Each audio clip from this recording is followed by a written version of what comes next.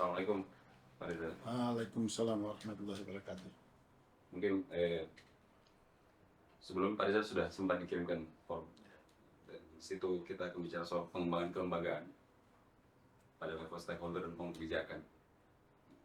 Saya pikir untuk pengantar, boleh Pak Rizal sampaikan sedikit hal-hal mendasar yang penting diketahui soal topik ini, soal pengembangan kelembagaan di tingkatan stakeholder dan hubungannya dengan kemajuan kebudayaan.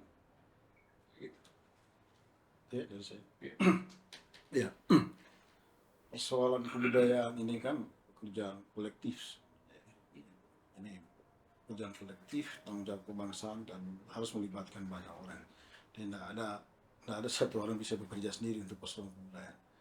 Oleh karena itu, maka pendekatan jejaring itu kan penting. Pada saat kita berbicara jejaring, pasti kita akan berbicara siapa para pihak di dalamnya. Nah, tentunya di sini stakeholders. Stakeholders kebudayaan itu siapa sebenarnya? Siapa itu mereka stakeholders? Jadi stakeholders itu kalau dalam pemahaman saya dalam konteks kebudayaan itu adalah para pihak atau siapa saja baik secara langsung maupun tidak langsung dia punya kepentingan terhadap persoalan kebudayaan dan juga dia punya kepentingan dipengaruhi oleh kebijakan atau langkah-langkah kita dalam penanganan kebudayaan akan berdampak kepada dia walaupun dia tidak terlibat. Jadi itu yang stakeholder kebudayaan. Nah, sehingga rentang stakeholder kebudayaan itu sangat luas sekali semua dari hilir dan hulu. Baik negara maupun lembaga swadaya masyarakat termasuk ya tidak satu pun bisa berjalan sendiri. Itu pentingnya pada saat kita berbicara peran stakeholder dalam pengembangan kebudayaan kita di Indonesia. Itu mungkin pengantarnya ya kalau bagi saya. Barangkali Pak Rizal bisa cerita juga di konteks Sulawesi Tengah perjalanannya implementasi kemajuan kebudayaan ini dan terhadap stakeholders kebudayaan tadi itu. Iya.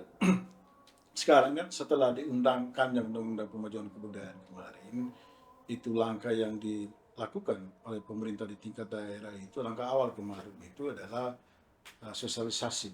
Tadi Yayasan Tadula Kota terlibat juga kemarin pada beberapa itu sosialisasi Undang-Undang Nomor 5 Tahun 2017 tentang pemajuan kebudayaan itu yang kemudian itu melaksanakan rancangan awal dokumen pokok-pokok pikiran pemajuan kebudayaan daerah itu yang sangat penting. Nah, di situ yang pada dasarnya meletakkan peran para pihak kemarin. Dari 13 kabupaten kota, punya satu provinsi, kalau tidak salah itu tinggal satu kalau tidak salah yang belum ada dokumennya. Tapi itu berproses. Yang 2018-2019 kemarin, itu sebelum bencana itu baru 2 yang ada kemarin. Jadi Banggai, kemudian Kota Palu, kemudian didorong oleh provinsi. Setelah itu kemudian menyusul banyak pemerintah daerah melakukan itu. Alhamdulillah kalau tidak salah data terakhir tinggal satu kalau misalnya itu pun dalam proses revisi. Apa maknanya seperti itu? Nah, yang pertama dalam proses itu kelihatan, kan ketahuan mana PPKD-nya itu yang bagus. Yang bagus saya katakan kelihatan PPKD itu melibatkan stakeholder atau tidak. Karena saya tidak mau sebutkan pihak pemerintah mana.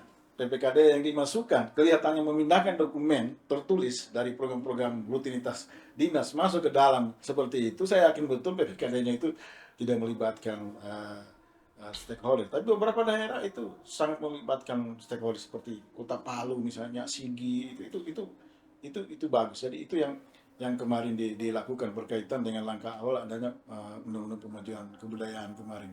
Yang kedua, langkah dari itu sebenarnya kita di tingkat provinsi Sulawesi Tengah kemarin itu berkaitan langsung dengan kalau saya mengatakan itu ada 4 pendekatan sebenarnya yang harus dilakukan setelah itu. Yang pertama itu pendekatan atau level sistem itu, kemudian level kelembagaan, kemudian level sumber daya manusia, jadi kemudian level masyarakatnya, kemudian level jaringannya. Itu yang dilakukan sebenarnya pasca itu dalam konteks membangun jaringan. Sekarang kita berbicara level sistem sekarang. Setelah keluarnya Undang-Undang Nomor 5 tahun 2017 itu bersama-sama pada stakeholder itu mendorong kemarin daerah-daerah itu yang pertama membuat PPKD. Itu oleh ketentuan hanya cukup dibuat oleh peraturan gubernur. Alhamdulillah itu ada. Tetapi lebih dari itu beberapa daerah memang memacu dalam penyesuaian dengan itu adalah pembuatan beberapa perda dalam rangka penyesuaian dengan Undang-Undang Pemajuan Kebudayaan. Itu dalam konteks beberapa kebijakan yang dilakukan. Nah, dalam konteks kelembagaan itu menurut saya fundamental sekarang kelembagaan. Kelembagaan di sektor pemerintahan maupun di sektor publik. Di sektor pemerintahan yang sudah alhamdulillah di Sulawesi Tengah, salah satu upaya dalam rangka PPA Undang-Undang Pemajuan Kebudayaan itu berproses kita semua melakukan kemarin mendorong kita sudah melakukan separasi dari urusan-urusan kebudayaan hanya dari Dinas Pendidikan dan Kebudayaan, kemudian diseparasi kemarin, kemudian itu sudah menjadi, sudah resmikan, kita sudah punya Dinas Pendidikan, Dinas Kebudayaan sendiri. Di Sulawesi itu ada dua, di Manado satu, di Sulawesi Utara, dan kita. Itu yang sudah dilakukan, itu yang sudah jadi. Insya Allah, ini kita dorong juga nanti kemarin, beberapa kali pertemuan, agar daerah kabupaten mengikuti itu, di penataan kelembagaan itu. Pada sisi lain kita dorong nanti dengan adanya Dinas Kebudayaan, tentunya penguatan-penguatan dan politik anggaran kebudayaan itu lebih fokus. Jadi lebih fokus, lebih besar alokasinya kepada Dinas Kebudayaan. Kemudian juga nanti yang paling kita minta, peran negara itu tidak besar lagi dalam konteksnya ini. Jadi peran negara ini tinggal fasilitatif dalam konteks kebijakan sebagai regulator dan fasilitasi penyediaan sumber daya. Pembahasannya tadi sampai di implementasi kemajuan budaya tingkat stakeholder, tingkatan kelembagaan tadi itu. Iya. Saya ulangi ya, jadi kita lihat dari aspek level sistemnya, level kelembagaannya, kemudian level masyarakat atau komunitas, kemudian level individual, kemudian pada level jaringan nanti. Jadi kalau pada level sistem tadi itu sudah termasuk di antara PPKD dan seterusnya, tapi ada satu yang penting juga pada level sistem. Kita kemarin tahun 2021 itu kan sudah diperlakan Perda nomor 8 tahun 2021 tentang penyelenggaraan kebudayaan daerah. Itu sebenarnya komitmen semua stakeholders, jadi tidak hanya komitmen dari pemerintah agar Perda itu ada, walaupun berangkat dari segala kelemahannya, karena dalam Perda itu lembaga penanganan kebudayaan itu hanya dibagi 3 di situ, sebenarnya masih sangat sederhana sebenarnya. Masih perlu kita perjuangkan diperbaiki Perda itu. Di situ dikatakan Badan Musyawarah Adat itu, kemudian Lembaga Kebudayaan Daerah, kemudian Dewan Kesenian Daerah. Sayang dalam Perda itu dikerdilkan peranan Dewan Kesenian Daerah. Di situ Dewan Kesenian Daerah adalah lembaga yang melaksanakan kesenian-kesenian tradisional. Sangat bertentangan dengan Permendagri nomor 5 tahun 91 itu ya, tentang Dewan Kesenian. Jadi itu mungkin nanti diperbaiki. Tapi itu yang harus diapresiasi sebenarnya. Nah, pada sistem kelembagaan sendiri kemarin, khusus di sektor pemerintahan, itu sudah dibentuk Dinas Kebudayaan Provinsi Sulawesi Tengah. Ada dua di Provinsi Sulawesi Utara, sudah di luar, dan kita. Nah, kita harapkan nanti resonansi ini, yang beberapa pertemuan dan diskusi kita resonansi, agar di daerah, jadi 13 kabupaten kota nanti mengikuti itu. Itu di tataran kelembagaan. Pada sisi lain tataran kelembagaan, kita harapkan juga tentunya dengan adanya Dinas Kebudayaan sebagai leading sektor yang akan nampak berubah, politik anggaran kebudayaan daerah itu lebih besar sebenarnya. Lebih besar dengan adanya dinas ini. Jadi, nah pada sisi lain, artinya tanggung jawab negara, kehadiran negara memfasilitasi proses orang berekspresi, berkesenian dan seterusnya, itu akan lebih bagus. Nah, negara dalam posisi ini nanti jangan salah kaprah, kemudian ada dinas kebudayaan, kemudian peran itu lebih banyak diambil oleh dinas kebudayaan. Itu yang keliru dalam pembentukannya. Sebenarnya mendorong dia menjadi lembaga fasilitatif atau namanya enabling center, jadi institusi yang memfasilitasi agar orang berekspresi, berkesenian itu lebih bagus. Kita harapkan seperti itu dan lebih maju lagi nanti. Nah, kemarin kan dalam rangka itu juga yang satu masih menjadi pekerjaan kita, itu yang diamanahkan oleh Perda itu, Perda nomor 8. Badan Musyawarah Adat sudah ada, kemarin dikukuhkan sudah, dia mendahului dikukuhkan daripada Perda keluar. Kemudian yang belum ada dan masih menjadi debat juga, walaupun ada dalam Perda itu, tentang Lembaga Kebudayaan Daerah, kemudian Dewan Kesenian. Ini sesuatu yang secara hukum positif dan secara kebijakan normatif itu menjadi persoalan sebenarnya. Nah, kita di Dewan Kesenian itu menganggap dan tetap berasumsi bahwa Dewan Kesenian seperti yang di Mendagri itu. Tapi di Perda itu tidak seperti itu lagi pesannya. Sementara kalau dibentuk lagi misalnya Dewan Kebudayaan, itu menjadi kacau seperti apa misalnya peran dua lembaga itu. Itu dari sisi kelembagaan. Sisi lain, sementara kemarin saya sendiri dipercayakan memfasilitasi eh, Pergub itu draftnya sudah selesai, tinggal terserah gubernur nanti. Pergub tentang pelaksanaan Perda nomor 8 tahun 2021 itu untuk penyelenggaraan kebudayaan daerah. Itu sudah ada semua, lebih operasional dia. Kemudian kita tambah satu, kan selama ini kita harapkan dengan adanya undang-undang pemajuan kebudayaan, itu kelembagaan pendengar kebudayaan itu akan lebih bagus. Kemudian apresiasi kepada orang bekerja, para budayawan, seniman dan seterusnya itu, apresiasi negara, para pihak itu akan lebih bagus. Nah, draftnya sudah selesai di situ. Jadi Pergub tentang rancangan peraturan gubernur tentang penghargaan kebudayaan. Saya kurang tahu, tadinya kita ancang-ancang 13 April lalu itu sudah dijalankan, tapi ini sudah lewat 13 April ini, kemudian tidak ada penghargaan kebudayaan. Di situ ada berapa macam penghargaan kebudayaan, bisa berupa pengakuan dalam bentuk sertifikasi misalnya, ada dalam bentuk fasilitasi finansial dan seterusnya, bahkan dalam misalnya mengganti simbol-simbol tampilan publik, nama jalan apa dan seterusnya dengan nama-nama orang dan seterusnya misalnya. Di sisi lain juga penguatan hak-hak hukum bagi orang yang berekspresi di situ. Di Pergub itu ada, tapi ya itu menjadi pekerjaan kita. Tapi itu agenda secara keseluruhan yang sudah kita dorong, insya Allah itu akan mungkin masih berproses ini. Itu dalam konteks pada level tadi kelembagaan dan kebijakan. Sekarang kita berbicara pada level masyarakat dan komunitas. Apa yang terjadi level masyarakat dan komunitas? Masih terjadi di kita itu literasi budaya di masyarakat kita itu, masyarakat secara umum, terutama komunitas itu sendiri itu masih banyak yang justru terancam.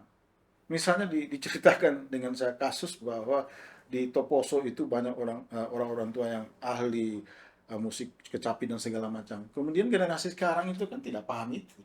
Yeah. Itu menjadi persoalan. Regenerasi nilai itu kan tidak ada. Uncoupling value, ada nilai yang putus di dalamnya.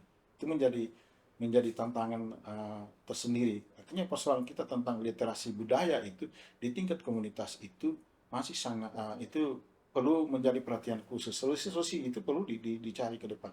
Hal lain lagi justru yang kita khawatirkan juga, literasi atau urgensi tentang budaya ini, orang-orang yang bekerja di sektor publik, para politisi, anggota DPR, kemudian birokrasi sendiri itu. Ya, saya tidak mengatakan saya meragukan, tapi saya khawatir jangan-jangan nanti orang bekerja di sektor kebudayaan sendiri, nanti dia berkuar-kuar berbicara budaya dan segala macam, dia sendiri tidak paham apa yang dia cerita.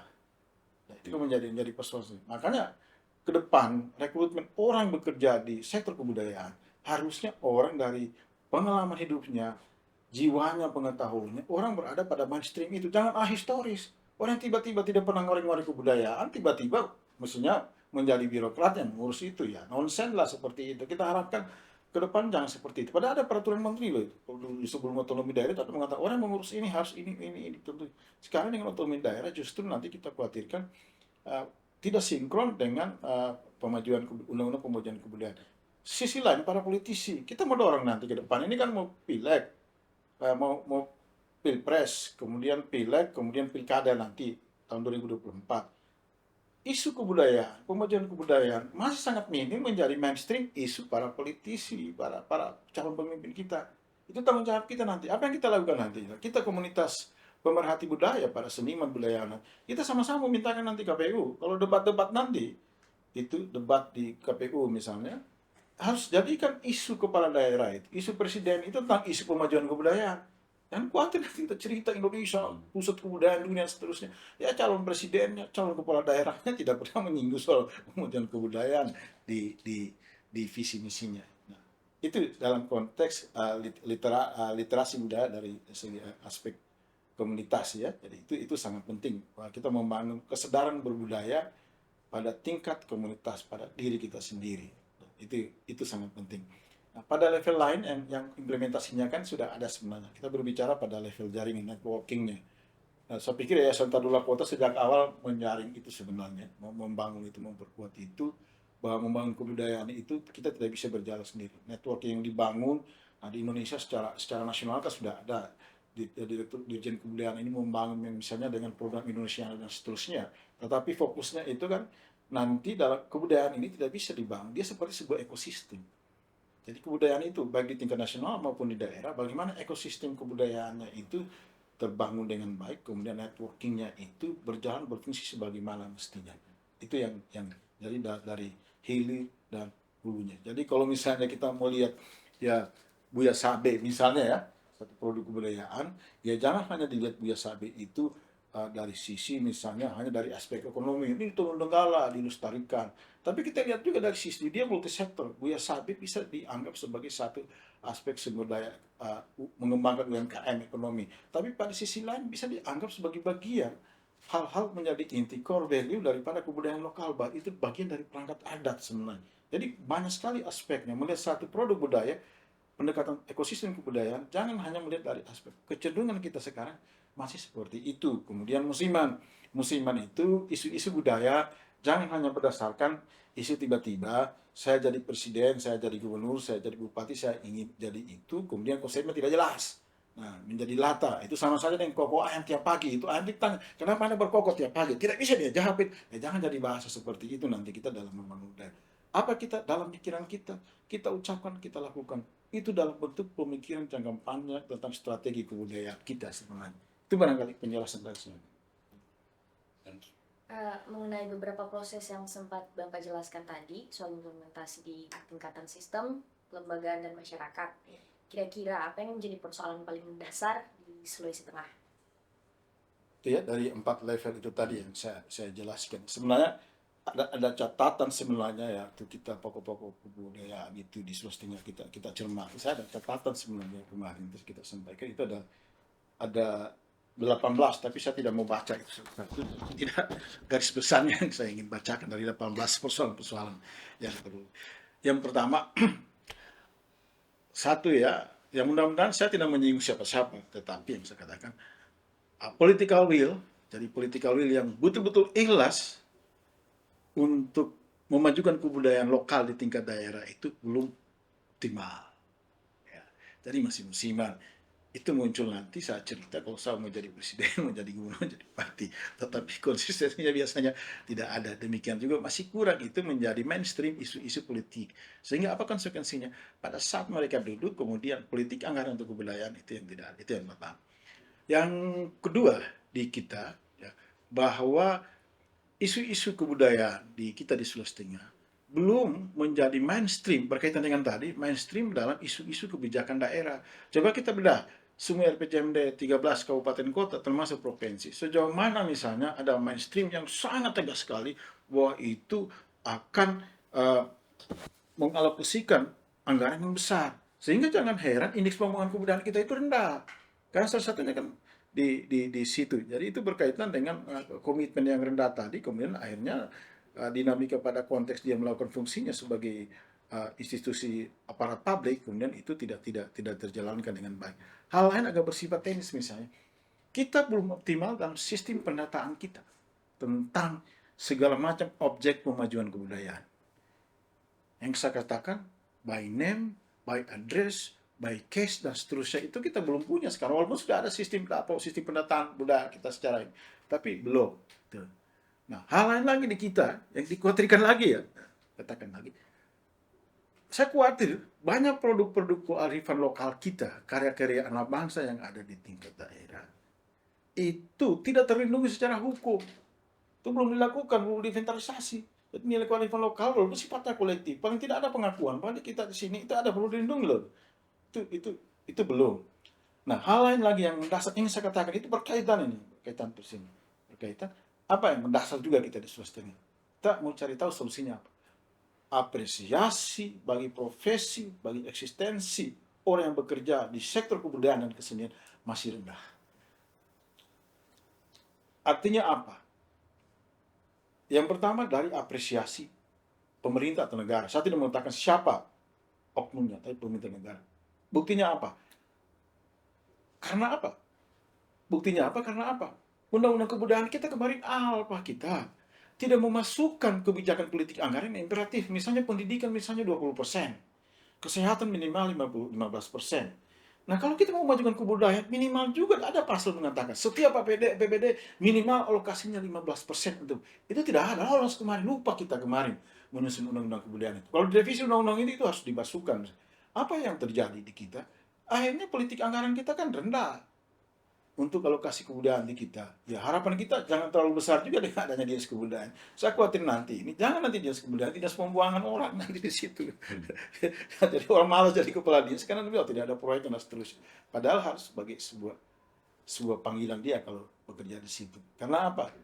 Berbuntutnya orang yang bekerja di sektor kebudayaan dan kesenian itu apresiasi rendah.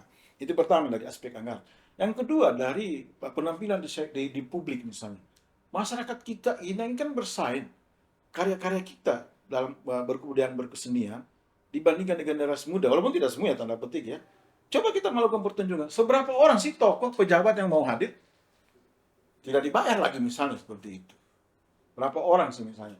Itu kan masih sangat kurang, masih sangat rendah.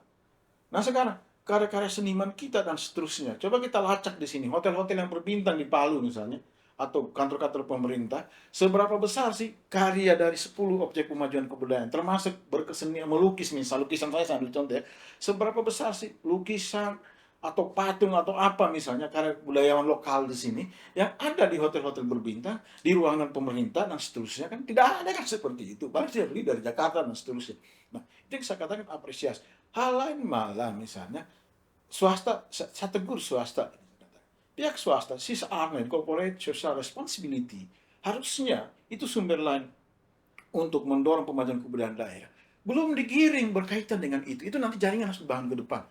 Jadi kalau misalnya APBD kita tidak terlalu besar, tetapi bagaimana kita dorong bersama-sama, perusahaan besar. Di Sulawesi Tengah ini termasuk besar investasi terbesar Indonesia, itu sekitar berapa, 22 triliun kemarin, itu baru berapa bulan ini, investasi terbesar dikit. Nah bayangkan begitu besar perusahaan-perusahaan internasional ada di sini. Tapi kalau kita sama-sama bangun jaringan networkingnya, perusahaan, Anda kita minta CSR Anda di samping membangun ekonomi, tapi Anda kontribusikan membangun memajukan kebudayaan daerah. Kalau itu masuk dalam anggaran dia, tidak ada konflik persoalan tambang dan segala macamnya. Karena itu nilai budaya lokal. Itu yang masih rendah persoalan kita. Jadi apresiasi terhadap dunia dan profesi kebudayaan kita itu masih kurang di Sulawesi. Itu yang sangat urgen betul kalau bagi saya, beberapa catatan tadi yang menjadi permasalahan. Nah, saya ulangi kembali, sisi lain koordinasi, sinkronisasi, integrasi dalam sistem pembangunan kebudayaan kita itu belum sistematis, komprehensif dan terencana. Belum. Sekarang akan diubah rencana pembangunan jangka panjang daerah Provinsi Sulawesi 20 tahun ke depan. Ini sudah berakhir, sebenarnya harus direvisi. Itu nanti harus kita masukkan mainstream itu, tapi seharusnya sudah dibuat. Tapi saya tidak tahu dilibatin para budayawan mau menyusun itu. Tahun 2021 kemarin sudah selesai, jadi wajib dibuat RPJMD Sulawesi Tengah tahun 2022 sampai 2040. Itu masuk ke Indonesia Emas. Itu sudah diubah harusnya, tapi saya tidak tahu apa diundang para budayawan. Kenapa? Kalau budayawan tidak diundang, berarti political will untuk membangun kebudayaan itu tidak ada. Itu yang menjadi persoalan saya, pokok-pokok besar persoalan kita. Di samping itu memang kita para seniman sendiri, misalnya para seniman sendiri, orang di sektor kebudayaan sebenarnya harus dikokohkan sifat mandiri dan kemampuan berjaringan. Itu kita bukan lemah ya, belum dioptimalkan. Itu ya, kita mau berjaringan seperti apa misalnya kita lakukan. Apakah tingkat nasional maupun internasional. Kalau toh memang daerah nanti mungkin terbatas, tapi jaringan itu yang kita lakukan. Itu belum dioptimal. Saya tidak katakan kekurangan, tapi itu yang belum dioptimalkan. Banyak sebenarnya, tapi itu dari catatan saya ini ada 18, tapi itu yang garis besar misalnya persoalan kebudayaan kita di Sulawesi Tengah. Itu barangkali kalau dari saya. Tadi Bapak sempat sebutkan soal Pergub. Kira-kira bagaimana Pergub bisa menjawab persoalan-persoalan dasar tadi? Atau mungkin bagaimana pelaku di akar rumput bisa menjadikan Pergub sebagai sarana? Ya, di Pergub itu sebenarnya kita pertajam nanti berkaitan dengan apresiasi, memberikan ruang ekspresi yang lebih luas. Saya lupa pasalnya, tapi kebetulan saya ketuanya Pak itu. Kita buka ruang lebih besar. Kemudian dalam proses kebijakan kebudayaan itu pelibatan para pihak itu yang di situ di pasalnya kita, karena di Perdanya tidak dipertegas, tapi di Pergub itu kita detailkan di dalamnya proses itu jelas dia. Pada sisi lain nanti dalam Pergub pemberian penghargaan budaya itu Itu lebih jelas nanti. Bahkan nanti prosesnya dibentuk panitia, kemudian panitianya nanti dikonsultasikan dan melibatkan para komunitas ini juga nanti untuk dalam rangka pemberian penghargaan kebudayaan. Memang Pergub itu diharapkan seharusnya sudah bisa memecahkan dengan beberapa persoalan paling tidak saya katakan tadi itu 4 kalau tidak salah tadi itu yang utama. Nah kalau itu dilakukan dengan betul itu bisa dipecahkan permasalahan itu sebenarnya. Yang menjadi pertanyaan sekarang sejauh mana implementasi kebijakan itu. Kalau saya tarik sendiri sedikit misalnya, bagaimana rumus teori-teori sebuah kebijakan bisa diimplementasikan dengan bagus? Ya kalau saya di disiplin saya teorinya itu sudah jelas. Apakah jalan nanti tujuan Perda itu kan undang-undang dan Perda itu tujuannya kan seperti adanya undang-undang pemajuan kebudayaan, adanya Perda tentang penyelenggaraan kebudayaan diharapkan pembangunan kebudayaan di Sulawesi Tengah itu akan lebih bagus dan lebih baik. Otomatis para pemangku kepentingan, termasuk para seniman budaya, apresiasi taraf hidupnya dan kepercayaan diri dan kemampuan berkreasinya itu akan lebih bagus. Idealnya cita-cita undang-undang dan Perda itu. Tetapi secara teoritik sebuah kebijakan itu bisa berjalan. Ya, saya ambil teori yang paling rendah, ya teori yang paling kece-kece kalau orang bilang yang paling mudah. Jadi kalau di kebijakan publik itu implementasi kebijakan ada satu teori yang mengatakan George Edward III. Yang pertama itu yang mempengaruhi itu adalah aspek sumber daya. Itu yang pertama. Kebijakan ini bisa jalan sumber daya apa? Orangnya, adakah orang yang profesional dilibatkan? Sumber daya finansial diberikan, infrastruktur, sarana, adakah memadai? Tapi kalau itu tidak ada dan tidak peduli, ya jangan harap kebijakan ini bisa diimplementasikan. Itu yang pertama, itu konsep teori yang paling sederhana. Yang kedua dia katakan ini, sebagus apapun kebijakan, walaupun sumber dayanya ada, tapi itu berkaitan dengan disposisi. Apa itu disposisi? Sikap, perilaku, dan pengetahuan dan komitmen pejabat. Sekarang pejabat, yang pertama kita berbicara yang enteng-enteng lah, pengetahuan. Apakah semua pejabat bekerja di kebudayaan di kesini, dia paham tentang apa yang dikerjakan? Dia berbicara negeri 1000 megalit, tiba-tiba nanti ada pejabatnya tidak tahu apa itu megalit, apa itu patung ini. Dia tidak pernah tahu misalnya. Kan lucu ya, jadi absurd. Nah, itu soal pengetahuan. Yang kedua, sikap dan disposisi. Jadi sikap perilakunya, sikapnya seperti ini. Dia itu menjalankan tugas, seharusnya nanti orang-orang bekerja di dinas kebudayaan, apapun dia, di provinsi, kabupaten, di bidang-bidang. Dia tidak karena mengejar karir, tetapi dia terpanggil untuk membangun daerah. Itu sikap perilaku yang bagus. Tapi jangan melihat, oh di sana bisa kita buat proyeknya. Nah, bisa menjadi batu loncatan kalau saya nanti di dinas ini menjadi dinas lain lagi yang lebih basah, menjadi sepro, menjadi gubernur, bupati. Ya kalau seperti itu, kasihan dong seperti itu. Itu yang sikap dan perilaku dan disposisi. Ada juga disposisi lain misalnya acu tak acu. Ya biar saja, yang penting selesai, yang penting jalan, seterusnya anggarannya ada, maju tidak maju bukan ukuran saya. Itu yang aspek lain dikatakan George Edward III berkaitan dengan kebijakan. Hal lain itu dikatakan oleh George Edward III berkaitan dengan struktur birokrasi yang mempengaruhi. Sebagus apapun kebijakan kebudayaan, ternyata struktur birokrasi itu tidak ditata dengan bagus. Tapi mudah-mudahan Sulawesi Tengah kita sudah tata dengan bagus, dinas kebudayaan sudah ada dan seterusnya. Tetapi tinggal melihat nanti bagaimana struktur birokrasi ada itu sudah berjalan sebagaimana mestinya. Itu sangat penting. Nah, satu aspek lagi saya katakan, bagaimana kebijakan bisa berhasil, apapun kebijakan itu, kalau komunikasi, aspek komunikasi di kebijakan itu bisa dibangun dengan baik. Apa itu aspek komunikasi kalau kita mengimplementasikan kebijakan, termasuk kebijakan kebudayaan? Apa itu misalnya yang dikatakan? Yang pertama, persoalan dikatakan clarity, kejelasan. Kejelasan artinya, apa yang mau dilakukan oleh dinas kebudayaan provinsi, jelas apa dilakukan tidak misalnya. Tidak tambah 19 seterusnya, itu harus jelas. Jangan dokumennya tidak ada, kita berbicara membangun kebudayaan daerah, tapi tidak jelas mana konsepnya, apanya, dan sudah tidak ada nanti. Itu menjadi persoalan sendiri. Kebijakan seperti itu yang tidak jelas, itu akan susah diimplementasikan. Yang kedua itu persoalan konsistensi. Oke, gagah sekali perdanya dibuat. Oh, bagus sekali. Tapi tidak konsisten. Konsistensinya apa? Sudah disusun perdanya, kemudian tidak dianggarkan. Sudah dibuat lembaganya, ditempatkan orang bekerja menangani kebudayaan. Orang tidak pernah, misalnya dari dinas PU misalnya, tidak mengatakan jelek, tapi misalnya dari dinas PU yang tidak pernah berhadapan dengan dunia seni budaya, tiba-tiba dijadikan kepala dinas atau pegawai kepala dinas, itu kan menjadi persoalan tersendiri. Nah, saya pikir dia sebagai sebuah kebijakan di daerah nanti, aspek-aspek tadi harus menjadi perhatian kita bersama ke depan kalau kita berbicara mau menyelesaikan persoalan-persoalan kebudayaan di Sulawesi Tengah. Saya yakin sebenarnya kalau Undang-Undang Nomor 5 tahun 2017 dan Perda Nomor 8 tahun 2021 tentang pengelolaan kebudayaan daerah, kalau dilaksanakan dengan baik, itu sudah memadai dengan menukik, memecahkan permasalahan yang saya katakan tadi, kemudian yang 18 permasalahan yang ada di sini. Itu bisa. Tetapi persoalan implementasi tadi itu yang paling tidak berapa faktor tadi itu soal sumber daya, soal struktur birokrasinya, kemudian soal komunikasinya, kemudian disposisi atau sikap perilaku pejabat, itu sangat penting. Ini teori loh, dan ini sudah dibuktikan gagalnya program-program kebijakan di Amerika. Itu dia gambar, itu kemudian menghasilkan 4 aspek itu yang mempengaruhi berhasil tidaknya sebuah kebijakan. Kemungkinan besar kebijakan kebudayaan Sulawesi Tengah itu akan masih terhambat dengan, tapi insya Allah kita berpikir positif, insya Allah itu bisa kita atasi. Nah, tadi kan ada macam-macam ya, mulai dari implementasi sampai persoalan juga ada. Ada banyak hal yang dilakukan di tingkatan birokrasi, tingkatan sistem untuk menjawab atau melakukan pemajuan kebudayaan ini.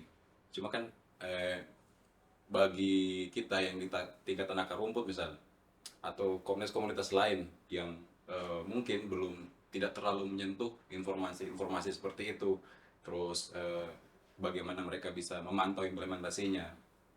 Kira-kira Pak Rizali punya semacam saran atau apa yang bisa disampaikan seandainya bagaimana supaya komunitas-komunitas di akar rumput ini bisa turut terlibat gitu, peran-peran apa yang bisa mereka ambil, atau barangkali bagaimana tindakan-tindakan yang bisa dilakukan untuk menjemput bola misalnya.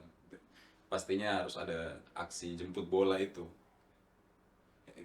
Ya, jadi sebenarnya ruang itu oleh peraturan, oleh undang-undang itu sebenarnya sudah ada. Yang pertama kalau saran saya ya itu, jadi pemerintah daerah provinsi maupun kabupaten nanti itu sudah memetakan sekarang stakeholdersnya itu. Jadi yang saya katakan memetakan aktor stakeholder dalam ekosistem kebudayaan daerah.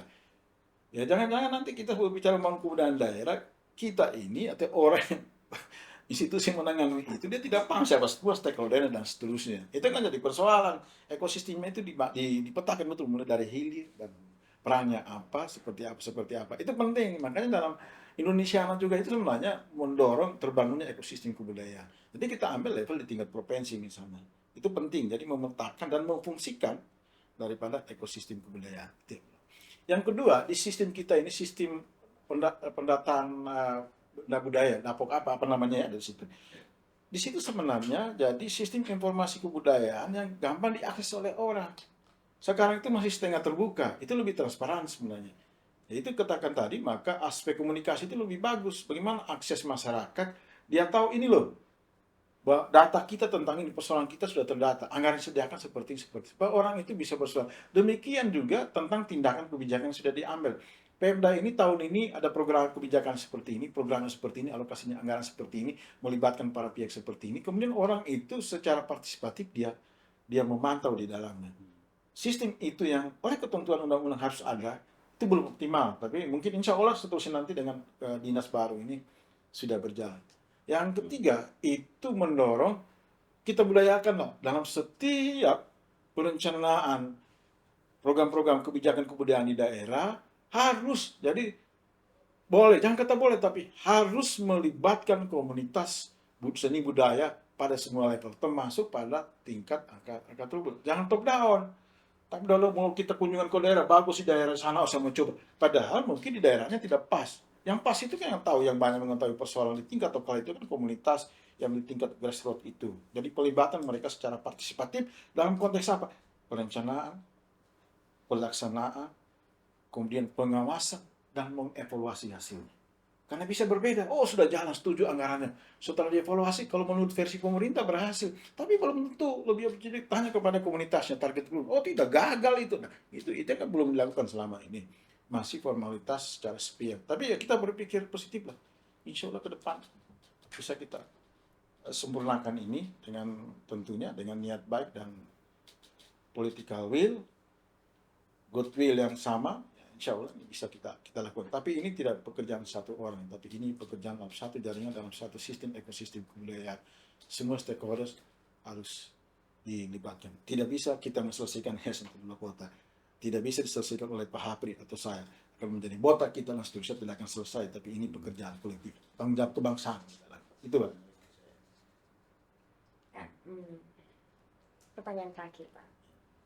Apa harapan Bapak ke depan dengan adanya Undang-Undang Pemajuan Kebudayaan yang menerjemahkan kebudayaan dalam praktik kerja lintas sektoral yang menjadi tanggung jawab semua pihak? Ya, saya menjawab filosofi saja. Tentunya pada saat undang-undang ini kemarin itu kan judulnya saja kan debatable. Terakhir diberikan judul kebudayaan itu tidak bisa diundangkan. Karena itu berbicara soal manusia. Itu sangat luas itu budaya. Sehingga orang, kalau antropolog murni mengatakan, ngapain itu kebudayaan diundangkan, diatur oleh undang-undang. Ini soal manusia berperadaban kan sebenarnya. Nah, makanya diberi judul itu, akhirnya sepakati, ada kata pemajuan. Pada saat ada kata pemajuan, di situ berarti tanggung jawab negara dan para pihak yang bekerja di situ. Nah, untuk apa? Agar kebudayaan kita ini menjadi maju. Nanti kebudayaan kita ini menggambarkan jati diri bangsa kita kan, intinya kan seperti itu sebenarnya. Jadi kemudian bahwa dengan undang-undang pemajuan kebudayaan kita harapkan sekali kebudayaan kita menjadi kebudayaan yang luhur, yang tertinggi, yang dihargai di tingkat kita sendiri maupun oleh negara-negara, oleh kebudayaan lain. Itu kan intinya.